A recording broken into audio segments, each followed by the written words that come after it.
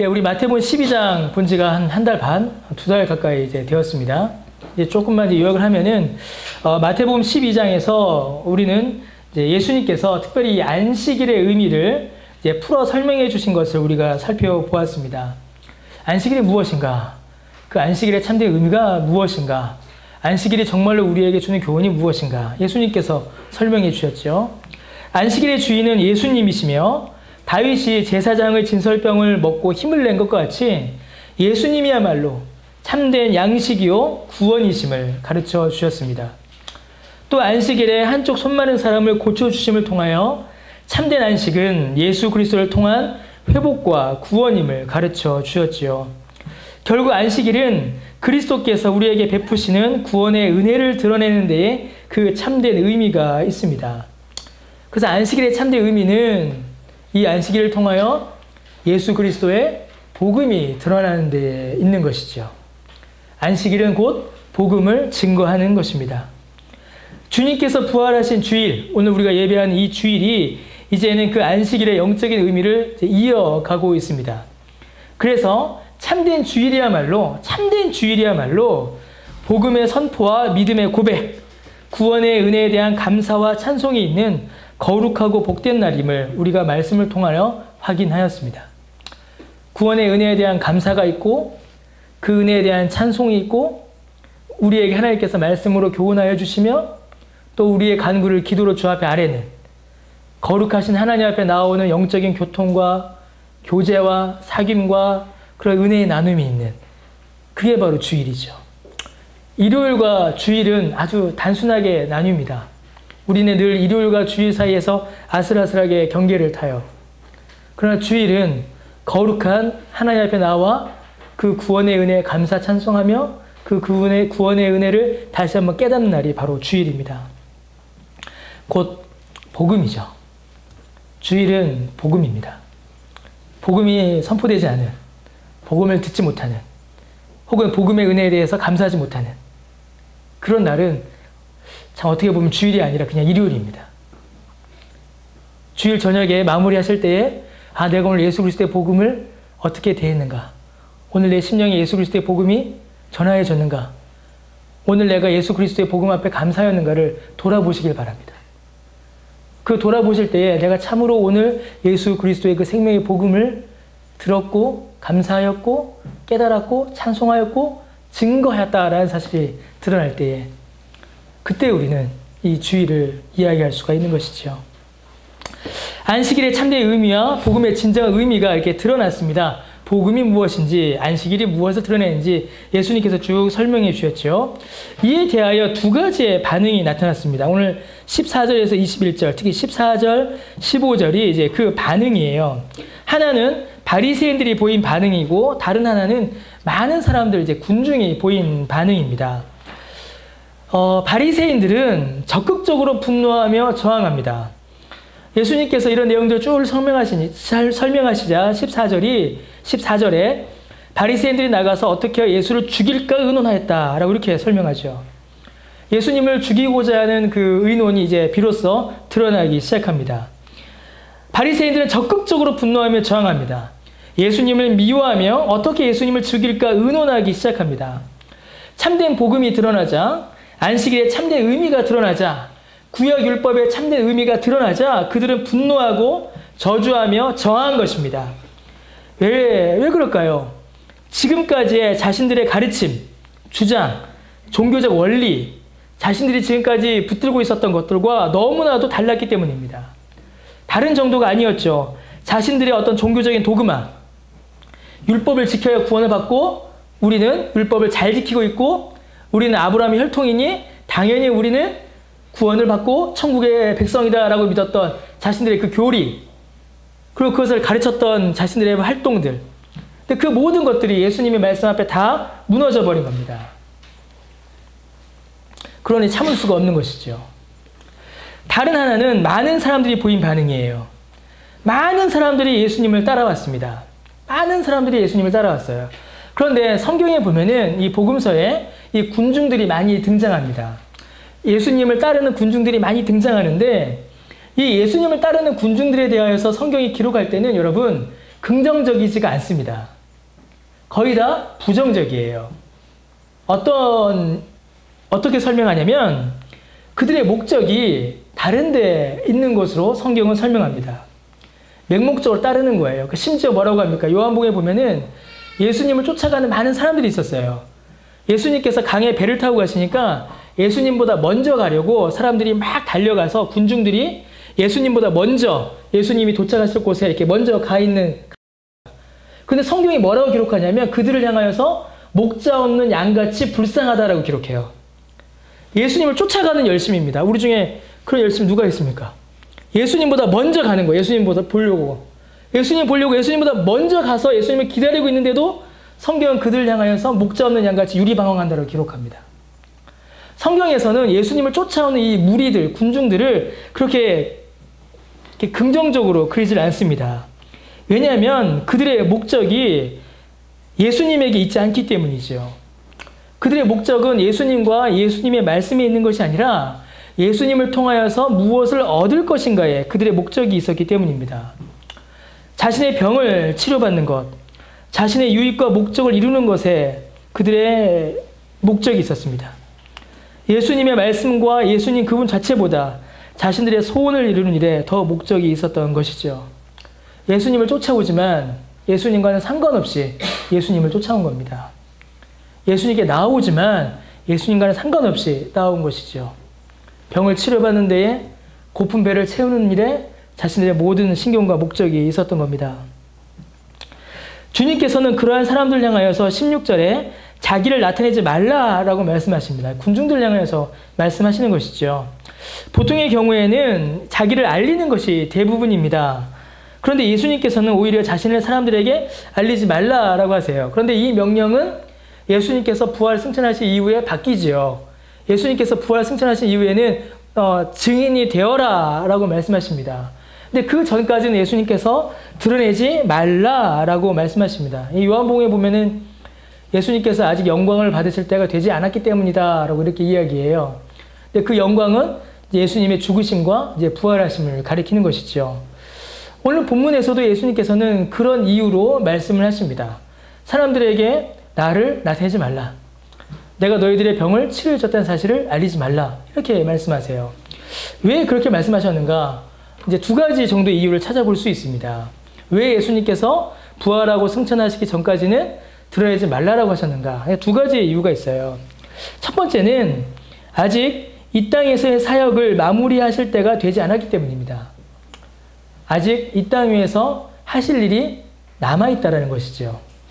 아직은 예수님께서 십자가에 달리실 때가 되질 않은 것입니다. 14절에 본 것과 같이 바리새인들이 예수님을 죽이고자 모의하기 시작했습니다. 마가복음 3장에 보게 되면 이 같은 사건을 기록하고 있는데 마가복음 3장 6절에는 그들이 헤롯 땅과 함께 모의하는 것을 볼 수가 있어요. 여러분 이 당시 이 이스라엘 땅은 이제 로마의 식민지였죠. 로마가 세운 왕이 누구였어요? 헤롯 왕이었습니다. 그러니까 이 헤롯 왕을 따르는 사람들이 이제 헤롯 당이겠죠. 그럼 이 헤롯 당들은 당연히 친로마겠습니까? 반로마겠습니까? 친로마겠죠. 친로마입니다. 아주 친로마성이 강한 사람들이 헤롯 당이에요. 뭐 사두개인들 뭐 이런 사람들이죠.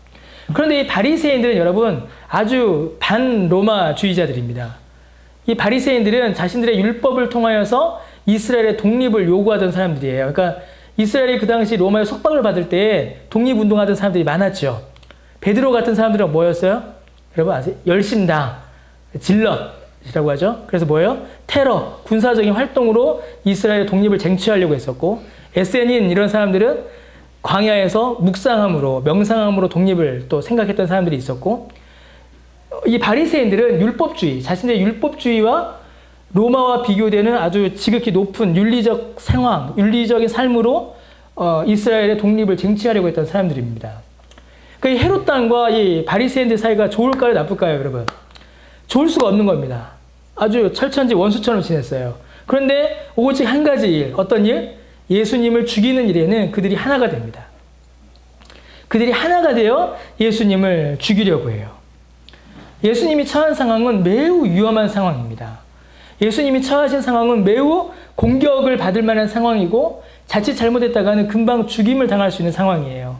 정권을 잡은 헤롯 당이 예수님을 미워하고 모든 이스라엘의 정신적인 지도자들이라고 하는 바리새인들이 예수님을 미워하고 심지어는 그 백성들조차도 어떻게 했어요? 예수님을 낭떠러지에 밀어 떨어뜨리려고 했죠. 백성들마저도 예수님을 미워하고 예수님의 형제들조차도 어떻게 했어요? 예수님을 가리켜서 미쳤다라고 했습니다. 미쳤다. 너 미쳤다. 정신 차려라. 집에 가자. 그랬습니다. 예수님의 형제들, 마리아가 낳은 다른 아들들이죠. 예수님을 향한 반응들, 예수님을 둘러싼 환경들은 전부 다 예수님을 향해서 공격적이었습니다. 이러한 위험한 상황 가운데서 예수님의 소문이 더 넓게, 더 강력하게 퍼지게 되면 예수님을 해하려는 사람들의 움직임 또한 빨라질 수밖에 없게 되는 것이죠. 예수님의 목적은 예수님 자신을 드러내는 데 있지 않았습니다. 예수님의 목적은 하나님께서 예수님에게 맡기신 그 일을 이루시는 데에 있었습니다. 그래서 예수님께서는 하나님께서 맡기신 그 일, 복음 사역을 온전히 이루시기 전까지는 그 삶을 유지하셔야 했던 것이죠. 그래서 막으셨던 겁니다.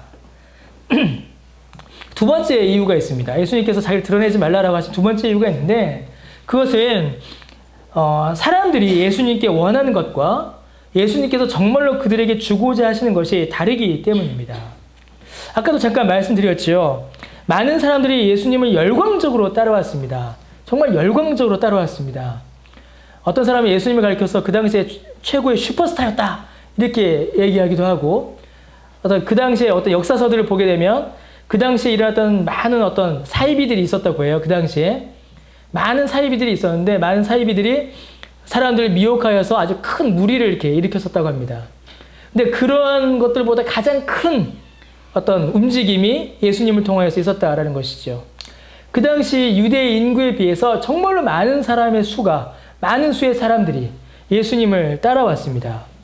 예수님께 열광적으로 사람들이 찾아왔던 것이죠. 그러니까 참 어때요 여러분? 이게 양면적인 거예요.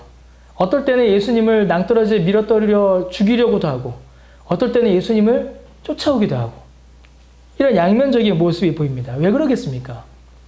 예수님이 말을 하지 않으시고 고쳐주시며 사람들이 쫓아오고 예수님이 입을 열어 복음을 전하시며 사람들이 미워한 겁니다. 사람들이 예수님을 열광적으로 따라와요. 그리고 성경에 기록하기를 예수님께서는 그들의 병을 고쳐주셨다라고 이렇게 기록하고 있습니다. 15절에 그들의 병을 다 고치셨다라고 되어 있죠. 여러분 이게 무슨 말이겠습니까? 예수님께서 그들에게 베푸신 은혜의 선물이 병의 치료였음을 가리키는 것이에요. 근데 동시에 이건 또 무엇을 의미하냐면 사람들이 예수님께 간구한 것이 병의 치료였다라는 것도 함께 의미합니다. 예수님께서 병치료의 은혜를 주셨는데 사람들도 예수님께 병치료만을 지금 요구하고 있는 겁니다. 여러분 예수님께서 행하신 일은 안식일의 참된 의미와 이를 통한 진정한 복음, 구원 얻는 생명의 복음을 증거하는 일이셨습니다. 예수님께서 그들에게 참으로 주고자 하셨던 것, 그리고 그들이 예수님께 나아와 참으로 구하고 얻어야 하는 것은 바로 복음이었습니다. 다른 게 아니었어요. 예수 그리스도의 생명의 복음이었어요. 그러나 그들이 원한 것은 다른 것이었죠. 예수님께서 그들에게 사랑을 베푸시기를 싫어하신 것이 아닙니다. 오히려 주님께서는 그들을 사랑하셔서 아낌없이 그들을 치료해 주셨어요. 그러나 정말로 예수님께서 그들에게 주고자 하신 것, 우리 지난주 기도하면서 얘기했었는데 공급이 관계의 본질이 아닙니다. 아주 중요한 얘기예요. 공급이 관계의 전부가 아니다. 그렇죠. 공급, 주고받는 것이 관계를 전부 다 이루어주는 것이 아니에요. 예수님께서는 공급하시지만 정말로 예수님께서 그들과 관계 맺기 원하신 것, 정말로 예수님과 그들 사이에 이루어져야 될 관계는 바로 복음이었습니다. 예수님께서는 그들에게 주고자 하신 것이 병의 치료가 아니라 생명을 얻는, 영생을 얻는 복음과 구원이었다는 것입니다. 예수님께서 복음을 전하시자 바리새인들로 말미암아 매우 적극적이고 공격적인 저항이 일어났습니다. 또 군중들로 인하여서 그만큼 맹목적이고 열광적인 추종 또한 일어났습니다. 바리새인들은 자신들의 뜻, 자신들의 계획, 자신들의 주장, 지금까지 자신들이 가지고 있었던 어떤 지식, 지금까지 자신들이 가지고 있었던 사상, 철학, 그런 것들과 다른 말씀을 전하시는 예수님을 배척하고 죽이려고 했습니다. 많은 사람들, 군중들은 예수님이 정말로 주시고자 하시는 것이 무엇인가는 상관없이 그저 자신들이 원하는 것을 얻기 위하여 맹목적으로 달려왔습니다. 그래서 예수님께서는 알리지 말라라고 하셨지만 그 말씀조차 순종하지 않는 것이죠. 바리새인들은 예수님이 말씀하시자 그 입을 막아버리려고 했고, 군중들은 예수님이 말씀하시자 한쪽 귀로 듣고 한쪽 귀로 흘려버린 겁니다. 바리새인들은 예수님께서 복음을 증거하시자 저것은 복음이 아니다 라고 저항하며 예수님을 죽이려고 했고, 군중들은 예수님이 말씀하시자 됐고요 한 겁니다. 그만 말씀하십시오. 이제 그만 말씀하셔도 됩니다. 이제 그만 말씀하시고 병이나 고쳐주시죠. 그만 말씀하시고 떡이나 주시죠. 군중들은 그렇게 얘기한 것이죠. 저항, 그리고 들어도 듣지 못하는, 그저 자기가 원하는 것을 추구하는 맹목적인 추종, 이 두 가지가 일어나고 있는 것입니다. 이 두 가지의 모습은 복음이 선포될 때 나타나는 주된 반응입니다. 세상은 복음이 선포될 때 저항합니다. 싫어해요. 거부하고 이를 미워하며 어떻게든 복음이 선포되는 것을 막으려고 합니다. 세상의 원리와 방식, 추구하는 목표가 무너지는 것을 용납하지 않아요. 그래서 어떻게 합니까? 예수님의 말씀이 전포될 때에 세상은 그것을 거부하고, 예수님의 복음이 선포될 때에 아 그래 4대 성인 중에 한 명이지, 좋은 말씀 중에 하나지 라고 그냥 넘어가 버립니다. 예수님의 말씀을 그들의 마음속으로 받아들이질 않아요. 저항하거나 가볍게 넘어가 버립니다. 여러분, 이는 교회 밖 세상의 저항만이 아니라 교회 안에서도 이러한 저항들이 일어납니다. 우리 안에서도 그런 저항이 일어나요. 우리 안에서도. 거짓 복음에 사로잡힌 교회 안에 참된 복음이 선포될 때에 반드시 이런 저항은 일어납니다. 우리의 심령도 마찬가지예요. 우리의 심령에도 참된 복음이 선포될 때에 저항과 이런 가볍게 여기는 넘어가는 일들이 우리 안에 일어납니다. 여러분, 예수님을 향하여 귀를 닫았으면서도 예수님을 맹목적으로 쫓아갔던 그 군중들이 교회 안에도 존재할 수 있습니다. 예수님의 말씀이 선포될 때 그 말씀을 저항하며 예수님의 입을 닫아버리려고 했던 그 저항이 교회 안에도 있을 수 있습니다. 예수님께서는 들으라고 하시는데 예수님의 말씀을 듣는 일에는 전혀 관심을 두지 않고 오직 예수님을 통하여 무엇인가를 얻으려고 한다면 우리는 그 군중과 같지요. 예수님께서는 우리의 모든 생각과 고집과 철학과 지식과 경험을 다 무너뜨리고 생명의 복음을 우리 안에 세워주시는데, 자신의 것을 고집함으로 복음을 거부한다면 우리도 이 바리새인들과 같은 것입니다. 거기에 더 거짓 복음이 사람들의 욕망을 자극하여 마치 복음이 소원 성취의 도구가 되고, 마치 복음이 우리의 원하는 것, 내 뜻을 이루는 그 일의 도구가 된다라고 믿게 된다면 더욱더 예수님과는 상관없어지죠. 그래서 예수님을 보나 예수님을 보지 못하고, 예수님의 말씀을 들으나 예수님의 말씀을 듣지 못하는, 예수님과 함께하나 전혀 예수님을 의식하지 못하는, 예수님이 우리에게 오시나 전혀 예수님과 관계하지 못하는 그런 일이 우리에게 일어나는 겁니다.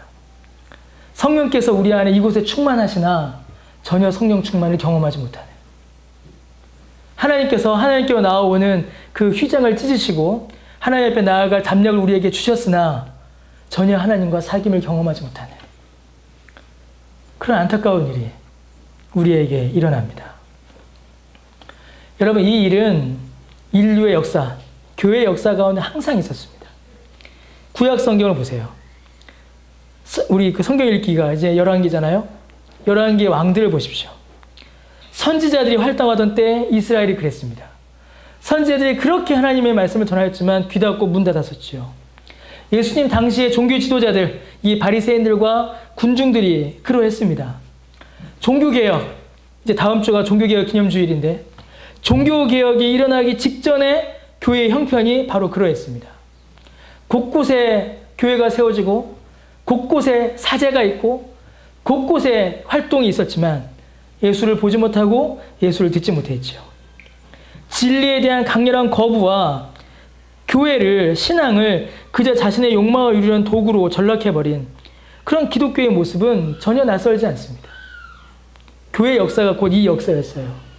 그리고 오늘 우리에게도 이런 일들이 일어날 수 있습니다. 여러분, 우리 개개인에게도 이런 위험이 늘상 찾아올 수 있다는 사실을 우리는 잊지 않아야 합니다. 우리 자신을 돌아보고 우리 자신을 경계해야 합니다. 성령께서 우리를 도우시지 않으신다면 우리도 금방 넘어가게 됩니다. 늘 깨어있도록 성령께서 우리를 말씀 가운데 붙드시기를 간구하고 기도해야 합니다. 우리가 참 연약하기 때문이에요. 우리가 참 모자라기 때문입니다. 우리의 믿음은 참 약한데 우리 안에 있는 고집은 생각보다 훨씬 강합니다. 내 안에 자존심은 훨씬 더 강합니다. 교회를 오래 다니신 분들에게, 교회 오래 다니신 분들이 사실은 성경 공부하기가 제일 힘들어요. 교회를 오래 다니신 분들이 설교 듣기가 훨씬 힘듭니다. 설교 제일 안 듣는 사람들이 어떤 사람들인지 아세요, 여러분? 설교 제일 안 듣는 사람들? 예, 목사 전도사들입니다. 정확히 아네요. 어떻게 알지? 목사 전도사들이 제일 설교 안 들어요. 왜 그러겠습니까? 앞으로 나 신학교 가는, 신학교를 이렇게 마음에 품는 사람들 안 듣습니다. 왜 그럴까요? 안다는 거예요, 안다는 거예요. 설교하면 저도 그랬습니다. 저도 전도사 때 어떤 목사님 챕터 설교하고 있으면 그게 아닌데 저분 또 잘못 해석하시네. 저 개혁주의 신학과 맞지 않는데, 저 어긋났는데.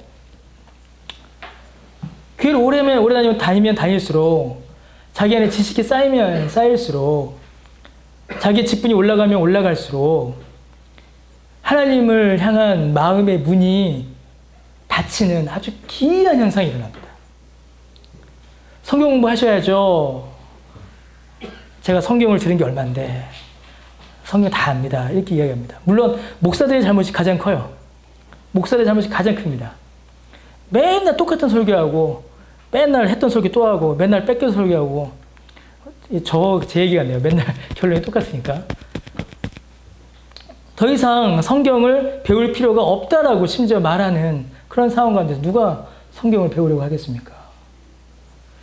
여러분, 우리의 경험이, 우리의 지식이, 어떤 우리의 상태가 하나님의 말씀을 가리워서는 안 돼요. 시간이 지날수록 우리는 더욱더 하나님의 말씀을 사모해야 되고 더욱더 하나님의 말씀으로 나아가야 됩니다. 자, 그러면 여러분, 예수님께서 정말로 하시고자 하시는 것이 무엇인가? 예수님께서 정말로 사람들에게 주고자 하시는 것이 무엇인가? 정말로 예수님께서 이 일들을 통하여서 베푸시고자 하는 은혜가 무엇인가? 그것을 우리가 살펴봐야 할 것입니다. 여기서 끝나게 되면 뭐예요? 오늘 또 그냥 진짜 혼만 나고 끝나는 거예요. 그죠? 마태는 이사야의 말씀, 이사야 42장의 말씀을 인용하여서 예수님께서 하시는 일, 예수님께서 사람들에게 베푸시는 그 은혜, 그 사역의 진정 의미가 무엇인가를 우리에게 설명해 줍니다. 먼저 예수님은 18절 뒷부분에 보니까 심판을 이방에 알게 하십니다. 예수님은 심판을 이방에 행하시고 심판을 행하시는 분이다 라고 설명해요. 여기서 심판한다라는 말은 정확히는 이제 판단한다라는 의미입니다. 재판한다, 판단한다라는 의미예요. 여러분, 재판정에 가면 어떻게 되죠? 재판정에 가면 판사가 판결하죠. 판결을 어떻게 합니까? 두 가지죠, 항상. 뭐죠? 유죄와 무죄로 나뉘죠. 유죄와 무죄로 나뉩니다. 재판을 받는다라는 말이, 판단받는다라는 말은 무죄한 자에게는 뭐예요? 무죄한 자에게는 자신의 무죄를 증명하고 자신의 무죄를 확인하는 영광의 시간입니다. 그렇죠? 그래서 승소하면 어때요? 재판은 안 해보셔서 모르시나요? 예. 승소하면 기분 좋습니다. 검찰이 기소권 없음 이렇게 해서 딱 처리해주면, 저는 한번 당해본 적이 있어요.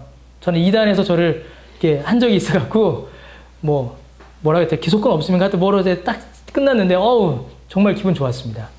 승소한 거죠, 어떻게 보면. 내가 무죄함을 확인해 준 거예요. 그러니까 재판정에 가는 것이 우리의 기본적 양심이 좀 무섭긴 하지만, 그래도 기쁜 겁니다. 든든한 변호사와 함께 간다면 어떻겠습니까? 더 좋겠지요. 그런데 하나님의 법정에서 예수께서 우리를 변호해 주시니 우리를 누가 감히 유죄 판결을 하겠습니까? 예수님께서 재판하실 때도 이와 마찬가지입니다. 예수님께서 재판하실 때는 유죄와 무죄를 판결하세요.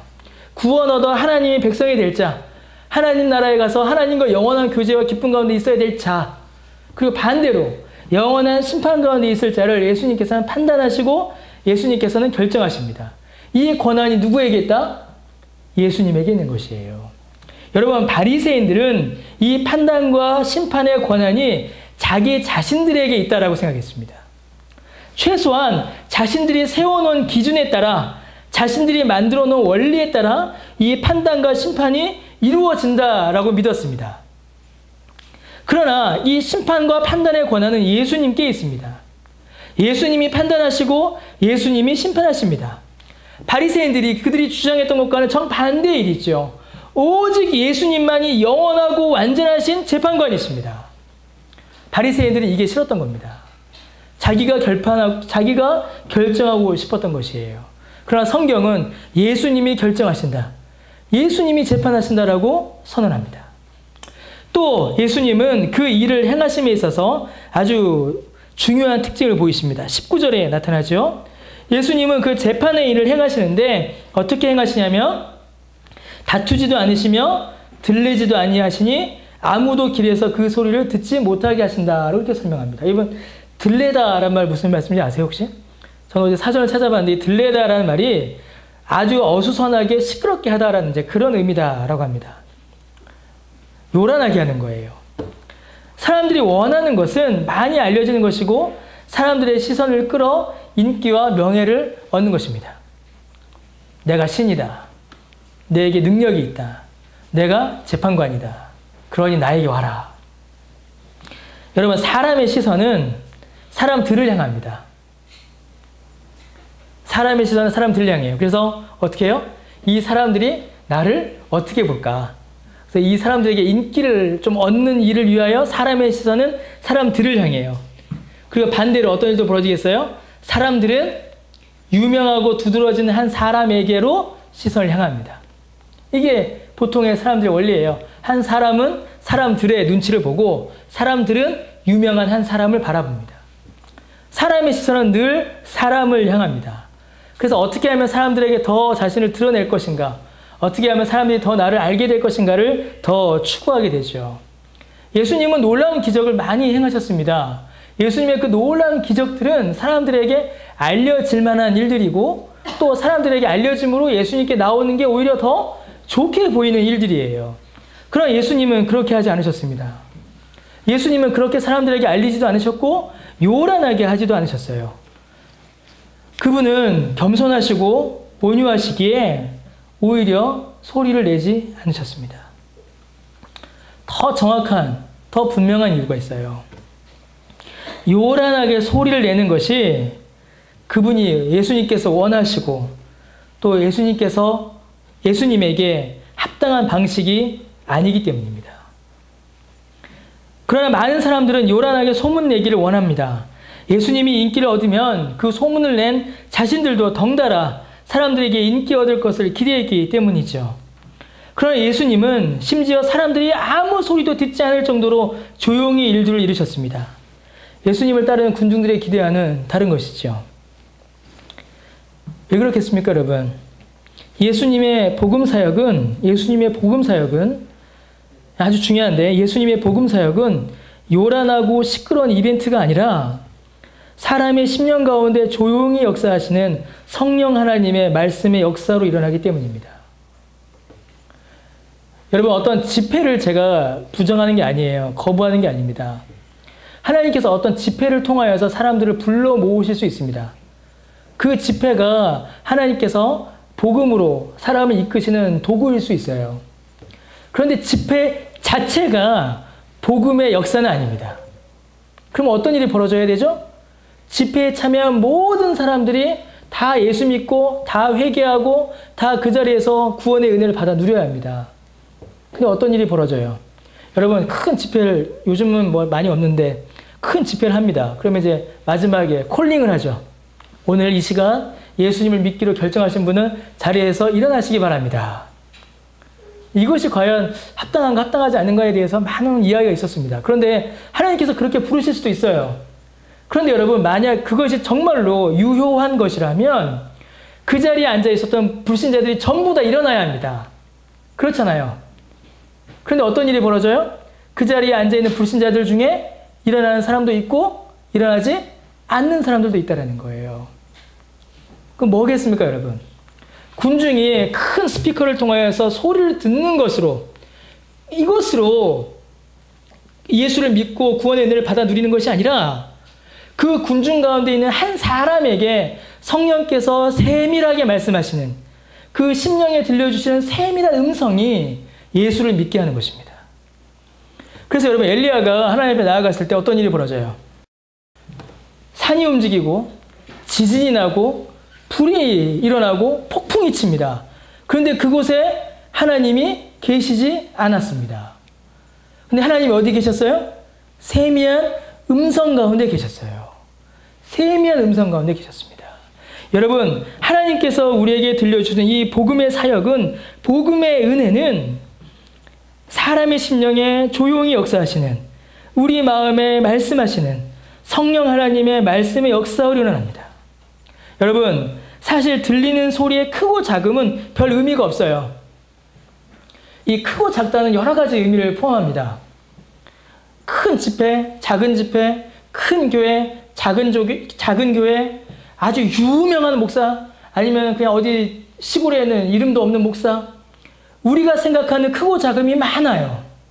큰 교회는 복음의 역사가 크게 일어날 것 같고, 작은 교회는 복음의 역사가 작게 일어날 것 같고, 유명한 목사의 설교는 복음사에 크게 일어날 것 같고, 저기 시골에 계신 목사님의 설교에는 복음의 역사가 안 일어날 것 같고, 우리가 알게 모르게 그렇게 생각합니다. 우리가 알게 모르게 크고 작음을 우리 안에서 나누고 있어요. 그러나 여러분, 크고 작음은 아무 의미가 없습니다. 크고 작음이 결정하지 않아요. 커도 작아도 성령께서 역사하시는 방식은 동일합니다. 한 사람. 성령께서 그 한 사람에게 그 마음에 하나님의 말씀으로 들려주시는 그 세미한 음성, 성령께서 그 마음에 주시는 세미한 하나님의 음성, 복음의 부르심, 말씀을 깨닫는 그 은혜, 그것이 우리로 하여금 예수를 믿게 하는 것입니다. 그것이 우리로 하여금 구원받게 하는 거예요. 근데 우리는 우리 자신도 모르게 속을 때가 있습니다. 우리 자신도 모르게 내 심령 가운데 세미하게 말씀하시는 그 음성을 듣기보다는 그냥 묻어가려고 할 때가 있어요. 묻어가려고 할 때가. 바리새인들처럼 저항하거나, 군중들처럼 들으나 됐습니다. 한쪽 귀로 한쪽 귀로 흘리고 내가 하는 것은 그냥 내가 원하는 것으로 얻는 것, 뭐 이렇게 한 두 가지의 모습만이 아니라 그냥 얹혀가는 거죠. 믿음 좋은 어머니에게, 믿음 좋은 아버지에게, 믿음 좋은 사람들에게, 이 교회가 유명하다고 하니까 이 교회에 얹혀가려고 합니다. 내게 말씀하시는 하나님의 음성을 듣기보다는 내가 어느 군중에 속하였는가, 내가 어느 회중에 속하였는가를 통하여서 자기의 신앙을 드러내려고 하는 그런 실수를 할 때가 있어요. 목사도 마찬가지입니다. 한 사람의 영혼을 향한 하나님의 말씀의 은혜보다 군중을 모으는 일에 더 많은 관심을 가질 때가 또한 있습니다. 저도 그렇습니다, 여러분. 저라고 뭐 특별합니까? 제가 무슨 엘리야입니까? 요한입니까? 그냥 이수환 목사인데. 그냥 뭐 평범합니다. 저도 똑같습니다. 사람이 많이 오고 적게 오고에 따라서 마음이 왔다 갔다 합니다. 제가 왜 꼭 예배할 때 앞에 찬송 부를 때 가끔 틀리잖아요. 왜 틀리겠습니까? 찬송에 집중해야 돼요. 이 목사가 되었고 찬송에 집중도 안 해요. 뭐야죠? 찬송할 때 되면은 눈에 보이지 않습니까? 눈을 이렇게 가리고 하는 게 제일 좋아요. 예전에 그래서 저 부목사 할 때 설교하시는 목사님은 뒤에 계시고 사회를 다른 부목사들이 했잖아요. 전 그것 때문에 그러신 것 같아요. 보입니다, 다. 아이고, 안 왔네. 아이고, 못 왔네. 아이고, 누구 아프다고 했는데. 아이고, 저분 오셨네. 아이고, 오셨구나. 아이고, 왔네. 우리가 뭐 100명입니까? 200명입니까? 30명 앉아있는데 다 보이죠. 아이고, 이거 마이크 스탠드 치워야 되는데. 치웠어요, 하원이가. 아, 고마워. 못 본 줄 알았지? 예. 예, 아이고, 저 뭐, 카메라, 아이고, 어떡하지? 왜 잡음이 나지? 막 온갖 생각이 막 주변이 막 돌아다닙니다. 이게 제 왜 이야기하죠? 문제는 한 영혼이라는 거죠. 예. 한 사람입니다. 여러분도, 저도 한 사람이에요. 내 심령에 말씀하시는 하나님의 그 말씀, 하나님의 그 음성을 듣는 일에 우리가 더욱더 집중해야 합니다. 여러분, 왜 그러겠습니까? 왜? 우리가 어떤 존재이기 때문일까요? 하나님이 보시기에, 예수님이 보시기에 우리가 상한 갈대고 꺼져가는 심지어 같기 때문입니다. 바리새인들 착각하고 있는 거예요. 자신들이 예수님보다 더 높은 사람이다. 그들은 자신들이 마치 하나님과 같이 되려고 했어요. 그러나 택도 없는 이야기입니다. 군중들 착각한 겁니다. 예수님의 말씀을 듣지 않고 내가 내 계획대로만 하면 된다? 아닙니다. 절대 안 돼요. 하나님 앞에 예수님이 보시기에 우리는 어떤 존재라고요? 상한 갈대요 꺼져가는 심지입니다. 여러분, 이 사람들, 바리새인들도 군중들도 그 어느 누구도 자신들의 연약함을 발견하지 못하였습니다. 자신들의 욕망, 자신들의 욕심에 집중하였지만 자신들의 연약한 실체를 전혀 깨닫지 못했습니다. 자신을 하나님의 자리에까지 높이기에 바빴고 자신들의 욕망을 채우는 일에는 몰두했지만 자신들의 상태가, 지금 자신의 상황이 어떤 상태인가를 깨닫지 못했습니다. 여러분, 우리는, 그리고 이 사람들은 상한 갈대이고 꺼져가는 심지입니다. 여러분, 상한 갈대가 어떤 갈대일까요? 상한 갈대. 여러분, 갈대 보신 적 있으세요? 갈대? 갈대 보셨습니까? 여기 양지천만 가도 갈대가 있죠? 다 잘라버려서 좀 그렇긴 한데, 갈대가 있죠. 강가에 가면 갈대가 많이 있습니다. 여러분, 갈대는 속이 비었나요? 아니면 차 있나요? 비어있죠. 갈대는 속이 비어있습니다. 상한 갈대라는 말은 뭐겠습니까? 상한 갈대. 갈대는 일단 상하게 되면 어떻게 돼요? 일단 부러지게 되면 스스로의 힘으로 다시 일어설 수 있을까요? 없을까요? 다시 일어설 수 없습니다. 상한 갈대는 일단 일단 이렇게 부러지거나 어떤 상처를 받게 되면 회복될 가능성이 없어요.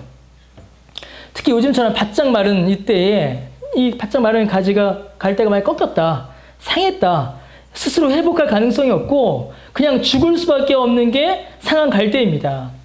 상한 갈대가 꺾이지 않는다. 예수께서 상한 갈대를 꺾지 않는다. 이 말 사실은 의미가 없어요. 왜냐하면 상한 갈대는 그냥 그걸로 끝입니다. 회복의 가능성이 없어요. 다시 일어설 수도 없고 다시 생명을 발휘할 수도 없고 오히려 그냥 그 갈대가 땅에 떨어져서 땅에서 그냥 썩어버려도 아무 문제가 될 수 없는 게 바로 그 상한 갈대예요.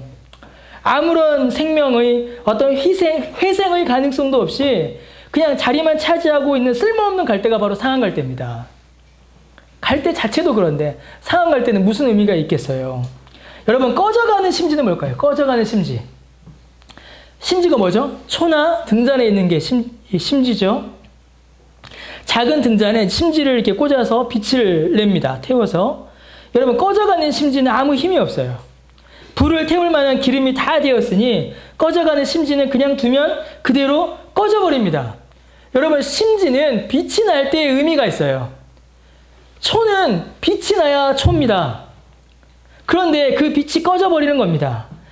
외부의 도움이 없이는 누군가가 기름을 더하여 주지 않으면 그 빛이 이룰 수밖에 없는 게 꺼져가는 심지입니다.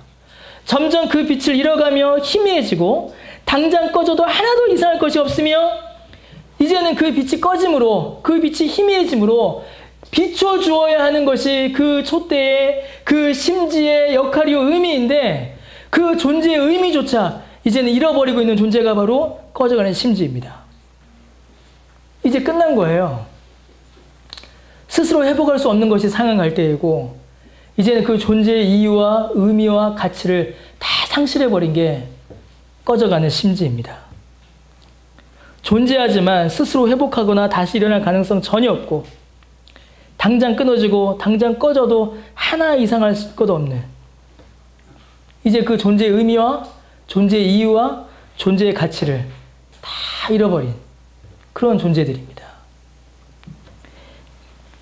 하나님 보시기에 그 사람들이 그러했고, 여러분, 우리가 바로 그와 같습니다. 여러분, 이거 우리 모습이에요. 우리의 모습입니다. 여러분, 우리는 상하였죠. 여러분, 우리는 상처받은 자들입니다. 어떻게 상처받았을까요? 옆에 있는 사람이 내 욕해서 상처받았습니까? 물론 그것도 상처죠. 그러나 우리는 큰 상처가 있어요. 바로 죄로 인한 상처입니다. 우리는 죄로 인하여 상하였습니다. 그리고 우리는 우리를 상하게 한 이 죄를 우리의 힘으로는 결코 극복할 수 없으며, 우리를 상하게 한 이 죄를, 이 죄로 인하여 상한 상처를 우리 스스로는 결코 치료할 수 없습니다.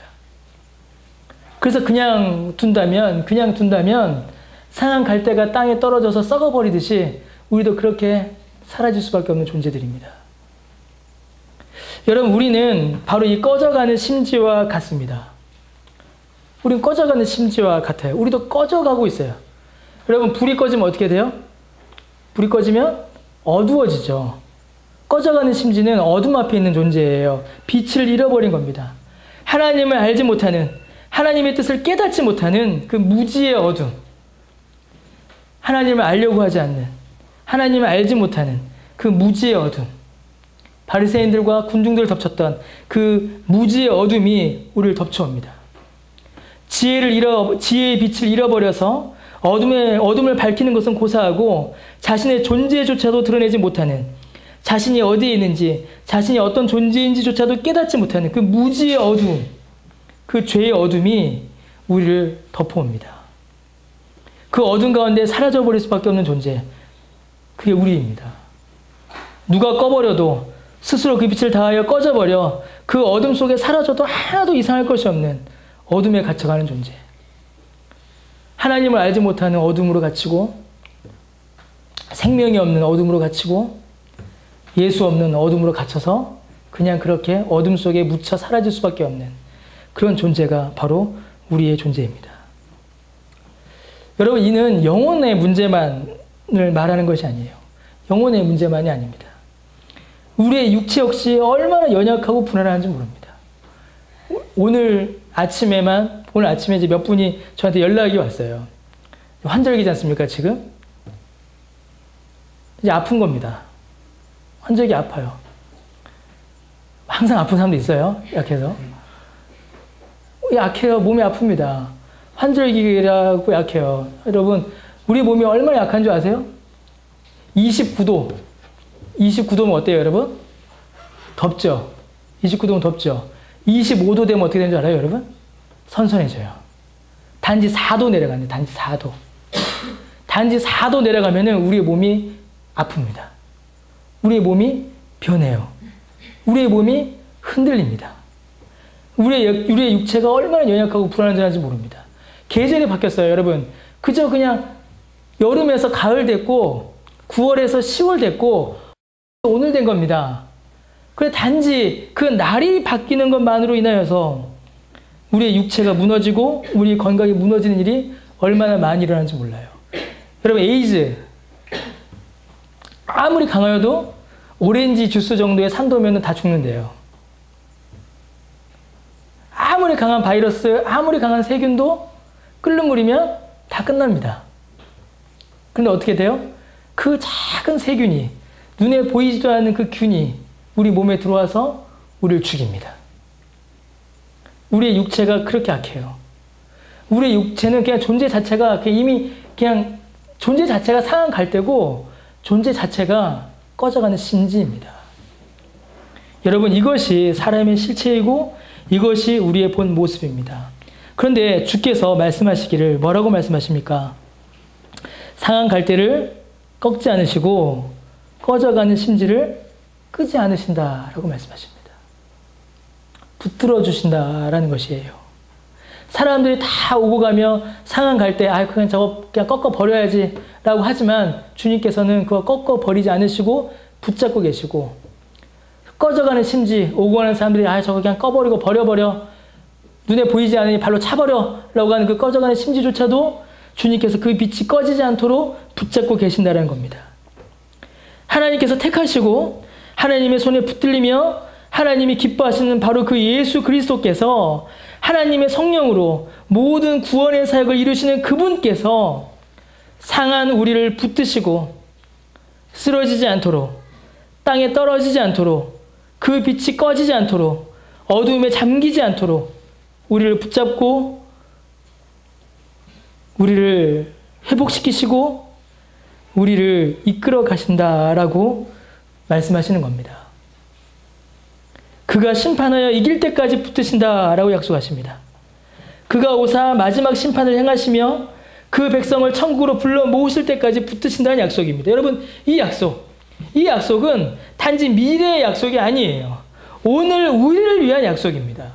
오늘 죄의 공격으로 상처를 받아 쓰러져가는 우리를 향한, 하나님을 향한 무지와 자신의 뜻을 포기하지 않는 고집으로 점점 어두워져가는 우리에게 주시는 약속입니다. 우리에게 주시는 은혜요, 우리에게 주시는 성령의 세밀한 음성인 것입니다. 쓰러져 있는 우리를 붙잡아 일으키시고 빛을 잃어가는 우리를 붙잡아 진리의 빛을 비추이게 하시는 바로 그 구원의 은혜를 우리에게 베풀어 주십니다. 그가 그 백성을 붙드시고 일으키시며 회복시키신다라고 약속하셨고 그 은혜를 실제로 우리에게 이루어 주십니다. 우리가 그 약속의 실현 안에, 그 약속의 성취 안에 지금 우리가 살아가고 있는 것입니다. 여러분, 주께서는 우리에게 성령을 부어주심으로, 또 우리에게 복음의 강설로, 또 우리에게 성례를 우리의 눈으로 보게 하심으로 실제로 우리가 그 은혜를 경험하게 하시며 그 은혜 가운데 살아가도록 이끌어 주십니다. 우리는 비참하고 아무것도 없지만 예수 그리스도께서 우리를 붙잡아 살게 하십니다. 여러분, 예수님이 우리의 생명입니다. 그분이 우리의 빛이시며 그분이 우리의 힘이시며 그분이 우리의 회복의 능력이십니다. 여러분, 우리도 본문에 나오는 바리새인과 군중들처럼 복음 앞에, 복음이 들려질 때에 진리의 말씀 앞에 실수하고 잘못을 저지를 때가 많이 있습니다. 어찌 보면 당연합니다. 자신의 생각이나 의도, 뜻, 계획과는 다른 어떤 주의 진리의 말씀 앞에 설 때에 분노하고 거부하고 저항할 수 있습니다. 그런 일들이 일어납니다. 혹은 군중들처럼 예수님 앞에 나오지만 귀를 닫아 그의 말씀을 듣지도 않고 눈을 열어 그를 보지도 않으며 오직 자신의 욕망과 소원을 이룬 일에만 맹목적으로 달려들 수도 있습니다. 그래서 어떤 일이 있어요? 설교 시간에는 그냥 닫고 있다가 기도 시간에만 기도하는 일이 벌어지기도 하고, 찬양 시간에는 열심히 찬양하다가 설교 시간에는 닫기도 하고, 반대 일도 일어나요. 반대 일들. 설교 시간에 듣지만 찬양은 안 하고, 설교는 듣지만 기도는 안 하고. 여러분, 이게 둘 다 나쁜 겁니다. 예배는 하나님 앞에 드리는 총체적인 은혜예요. 찬양도, 기도도, 말씀도 전부 다 하나님께서 우리에게 주시는 은혜입니다. 내가 원하는 거, 내가 재미있는 거, 내가 좋은 것만 한다면 그것 역시도 바른 모습이다라고 할 수는 없습니다. 그뿐만이 아니죠. 우리의 연약함, 죄의 유혹에 너무나 쉽게 무너지고 죄와 싸워 이기기보다는 심지어 누가 좀 나를 유혹해주면 좋겠다. 누가 나를 좀 죄로 이끌어주면 좋겠다. 스탠리 하우어스라는 미국의 아주 유명한 신학 교수가 계세요. 하나님의 두 나라 백성이라는 책을 쓰신 아주 훌륭하신 신학 교수님이신데 그분이 그렇게 책에 썼어요. 그 부인이 정신병에 걸리셔서 아주 힘든 생활을 하셨습니다. 그러니까 부인이 정신병에 걸려서 정상적인 부부관계가 안 되니까 그 교수님 그 책에 그렇게 쓰셨어요. 정상적인 부부관계가 안 되고 자기는 건강한 남자였고 자기 안에서 이런 욕구를 참을 수가 없었다. 그래서 그때 제발 누가 나 좀 유혹해주면 좋겠다라는 생각을 했었다. 그 책에 그렇게 써 있습니다. 그분이 그렇게 군중 앞에서, 회중 앞에서 그렇게 고백하셨어요. 스탠리 하우어스라는 교수님이. 여러분, 우리의 심령이 그렇습니다. 우리가 그렇게 연약해요. 죄와 맞서 싸워 이기는 것만이 아니라 심지어 누가 나 좀 유혹해주면 좋겠다. 누가 나를 좀 불러주면 좋겠다. 이 밤에 누가 나한테 전화 좀 안 해주나. 누가 나를 좀 불러주지 않나. 그런 유혹 우리에게 닥쳐옵니다. 왜요, 여러분? 왜요? 우리가 상한 갈대이고 우리가 꺼져가는 심지이기 때문에 그렇습니다. 바리새인들의 모습, 군중들의 모습은 바로 우리의 모습입니다. 상한 갈대와 꺼져가는 심지인 바로 우리의 모습이에요. 바로 그러한 우리에게 예수께서 은혜를 베풀어 주십니다. 예수님 없이 살 수 없어요. 우리의 상처를 치유하시며 회복시키십니다.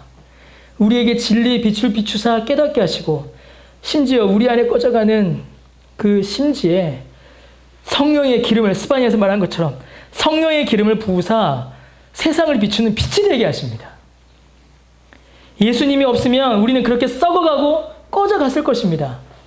예수 그리스도의 은혜를 믿음으로 고백하고 그 은혜를 누리는 우리 모두가 되시기를 바랍니다.